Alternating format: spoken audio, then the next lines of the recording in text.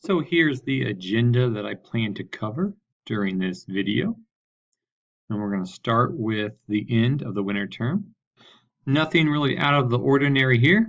Just a reminder that the term ends on Sunday the 25th, and then have all the dates updated, all the grades updated in Canvas by noon on Tuesday the 27th. And when everything's graded and ready, send me a copy of your gradebook. Spring term will then start on Monday the 2nd. Your courses should be available now or at least in the next couple of days. And once you see your course, have it set up and ready to go by Thursday the 29th. And when your course is ready, please send me an email so that I know it's ready to go. Check your Harrison email. I'll be sending out the course setup checklist and the syllabi to be used for the spring term. And one change you might notice on the course setup checklist is that you no longer need to remove the course end date in your Canvas courses. There's been a change to how Canvas works, and we no longer need to remove course end date. And spring term is our 11-week term of the year, so it's only 11 weeks long instead of 12. The term will end on June 17th. Please check all the due dates for each week and make sure that they are accurate. A lot of times when Canvas is trying to copy a 12-week master into an 11-week course, there are some mistakes and due dates need to be adjusted. Now you can do this quickly if there's multiple weeks that need adjusting by going to the calendar in Canvas and adjusting assignments on the calendar. You just have to drag and drop rather than going into edit and typing in new dates. So this video is a great reminder of how to do that. So if your dates are incorrect, please make sure to watch this video and then get them all corrected for the 11-week. I wanted to remind everybody about how to submit curriculum tickets. It's the easiest, the fastest way to get your voice heard, and we really want input from instructors on how to improve our courses, pointing out errors in the courses, suggestions for things that could be better, any ideas and suggestions you have. And it's really easy to submit a curriculum ticket right in Canvas. Click on Help, and then Submit Curriculum Committee Tickets. And this is just a flow chart of how that whole process works. But I just wanted to include it here to show that the faculty are really kicking off the start of this entire process. We're looking for a lot of input and feedback from our instructors as to what's working in the course, what's not, what needs improved, and the best way to pass those suggestions along is to submit a curriculum ticket. So as you go through and reflect back on those last term, or as you're going through spring term and looking as we work through all the content, think about anything that could be better. Really, this last bullet point, is there anything that's a stumbling block for student success that could be improved and changed and would just help more students succeed with less challenges? So anything like that, please submit a curriculum ticket. Canvas Live conferences are going to be pretty similar to last term, not very many changes. One kind of significant change that will affect these courses. So these are some of our upper level courses for students who are further along in their program, is that the instructor has the flexibility to host the conference during the most beneficial week.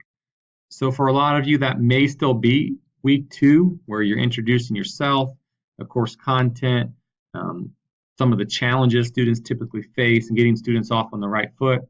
But for some of you, that may be during a midterm review or a big project or just a really difficult week as far as subject matter goes, where you know students need a little extra support. So identify on your end when the most beneficial week would be to host a conference, and then host a conference during that week. And any feedback about this process, this change, is appreciated. If you have any success or challenges with hosting in a different week, we'd love to hear it. And I've pulled up a syllabus here. I'll be emailing out the syllabi later. In week 2, they already come with the statement Canvas Live Conference with graded activity. If you host your Canvas Live Conference in week 2, you're good to go. Leave that there. If you move it to a different week, then cut and paste that into whichever week you will host your Canvas Live conference. If you teach one of our early program courses, nothing's really changed with Canvas Live conferences. We're still expecting the week 2 to help get these early students off to a great start.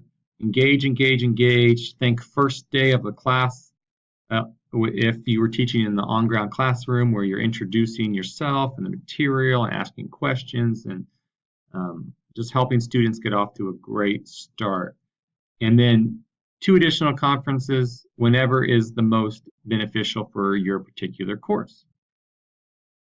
And as a reminder, with these early program courses, we're working hard to keep the STR capped at 18 instead of 25 to help give you more time to host these conferences, and then also just on a weekly basis to have less students to deal with so you can give more outreach and support to the students that you do have in your class.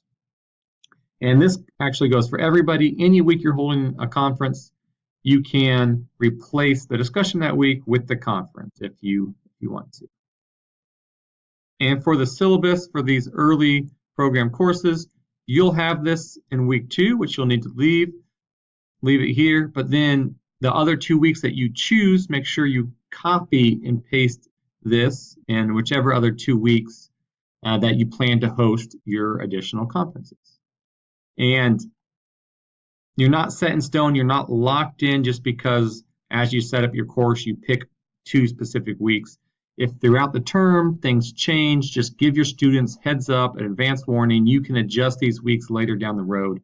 But as you upload these syllabi, we do want to have the conferences at least listed of when you plan to think that you will be hosting them. Nothing's changing as far as Canvas Live conference setup. This slide is actually the same slide I used last term. I just wanted to include it in this PowerPoint. This is a helpful video.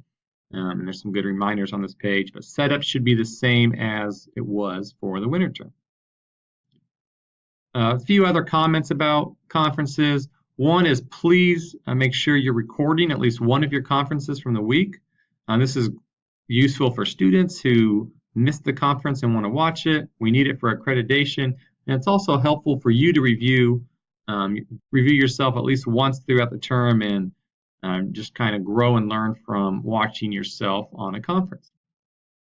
Another thing is attendance always seems to be one of the biggest issues I hear about from instructors, and we want all the students to attend, but just because you have a small group doesn't mean it can't be a great conference. I've seen some recorded conferences with just 2 or 3 students in them that have been fantastic and really engaging, and those 2 or 3 students benefited quite a bit. One other thing I saw that I thought was really great in some of the recorded conferences I watched was having students either bring questions or answers to the conference. So if it's over material or issues they're having in the course, you can ask students to come with questions that you're going to answer for them. But then there's also a lot of success from giving students either a discussion prompt or kind of an engagement icebreaker question or something ahead of time that they had to think about and come prepared with and bring an answer that they're going to talk about and be engaged with on the discussion. It can really help to keep the conversation going and get the students involved and get something out of the conference. And like always, if you have any suggestions or success stories from conferences, I would love to hear them. Please send them my way. And now for some updates and reminders. The first one is that campuses, the Northwest and the Lafayette campus, are no longer enrolling. So they're going to keep working with the students there all the way through graduation. But then after that point, students in those markets are just going to be enrolled 100% online. And this is just a consolidation effort. Some of these markets aren't quite as big, and so it doesn't make sense to have a physical campus in these markets and all the costs that goes along with that. So those 2 campuses, if you hear that they're closing, it's true. they'll be open for a couple more years as we get all the students graduated from those campuses. Next, I want to talk just a little bit about Dropout Detective. Really appreciate all the great notes everyone has left throughout the term. These really go a long way to keeping everyone in the loop and helping us better serve and try to support our students who are at risk.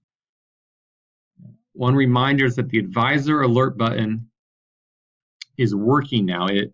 Sometimes in the past we told you not to use that because there was no advisor really associated with it, but now we have all the program chairs set up to receive those alerts. So if there's a student who really is struggling and you want to get a hold of their program chair, make sure they're seeing the notes you're leaving, click on that advisor alert. And a reminder of where to find that advisor alert button. If you click on a student and just go to their notes, there is a little checkbox here to activate advisor alert. And when you check that box, you'll probably be typing in a note as well. But then when you hit save, the advisor will be notified that that student has received an alert. And I also just wanted to reiterate that think about everything you're typing in. The whole point is to give relevant, easy to understand and follow information for someone else jumping in, trying to learn about that student, where they're at, what help they've already received, what help they might need, and so on. So sometimes copy and pasting an entire email isn't the best route. You may want to summarize it in a sentence or two.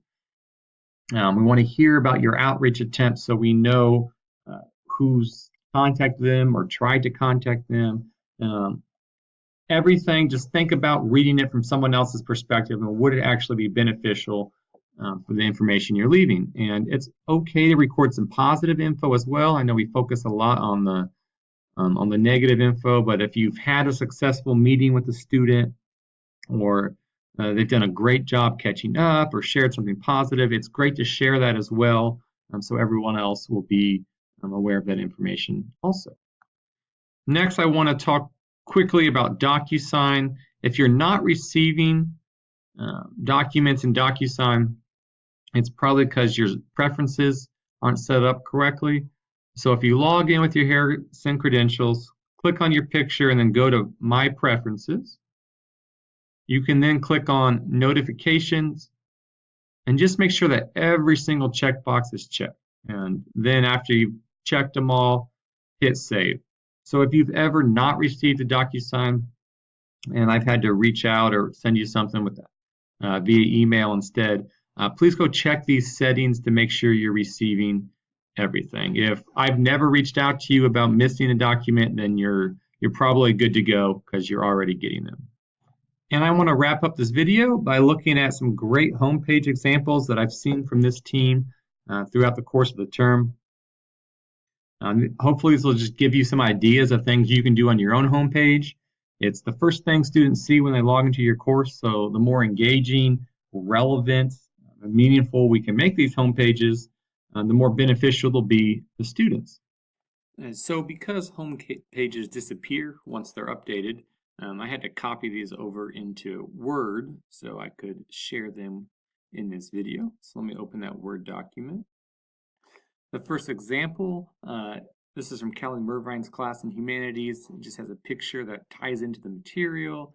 Kind of interesting, makes students wonder what's going on here. And then an interesting article that goes along with it, linked right below. Yeah, this is from Julia Circle's class. She shared a relevant video to the weekly material that went along with the text that students had to read that week.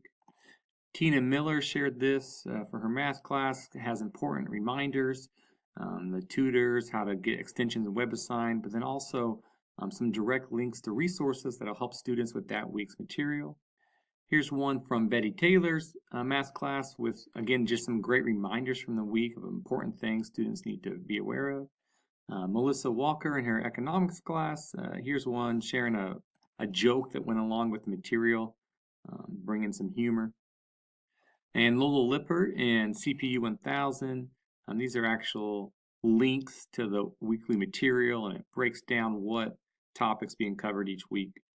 And I saw lots of other great examples too, but that's all I have time to share with in this video.